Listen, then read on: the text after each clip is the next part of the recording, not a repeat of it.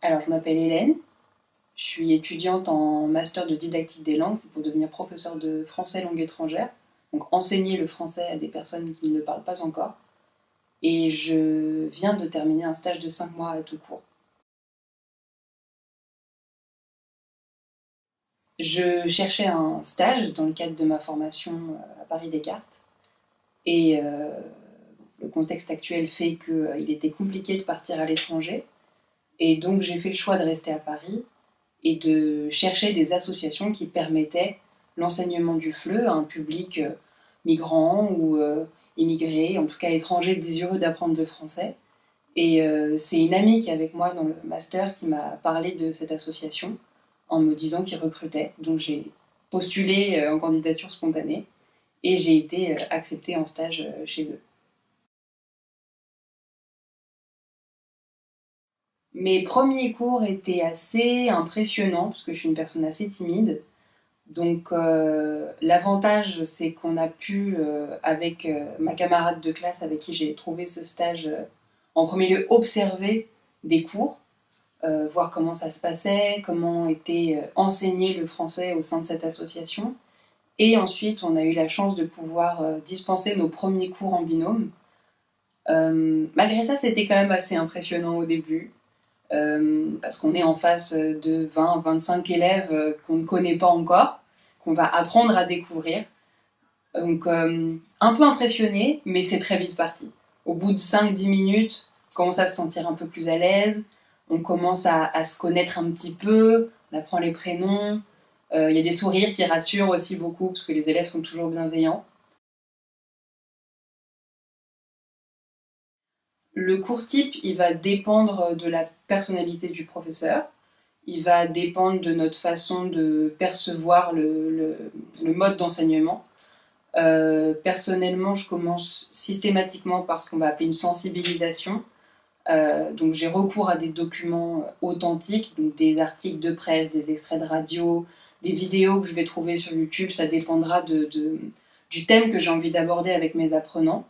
Mais je vais reprendre un document euh, qui va me permettre derrière de parler de l'objectif que j'ai décidé d'aborder pour une séance. Donc ça peut être vocabulaire, ça peut être grammaire, ça peut être phonétique, ça peut être interculturel. Ça va dépendre du niveau de mes apprenants, de ce que j'ai envie de leur enseigner. Parce que ça aussi c'est très important et c'est ce qui est très agréable à tout court, c'est qu'on bénéficie d'une grande liberté, donc on peut choisir ce qu'on va enseigner. Ça peut aussi dépendre de ce dont ont besoin nos apprenants. Ce qui m'a beaucoup plu dans le fait de donner des cours, c'est en premier lieu les apprenants. Parce que même si c'était moi le professeur qui était censé donner des cours de français, en fait ils m'ont aussi appris énormément, parce que je suis un bébé prof, et c'est eux qui m'ont appris à devenir prof. On a pu tisser des liens presque amicaux, même avec certains apprenants. En plus, comme j'ai eu la chance de faire un stage assez long, ça a duré 5 mois, donc les liens de confiance ont pu se tisser petit à petit, où chacun a pu,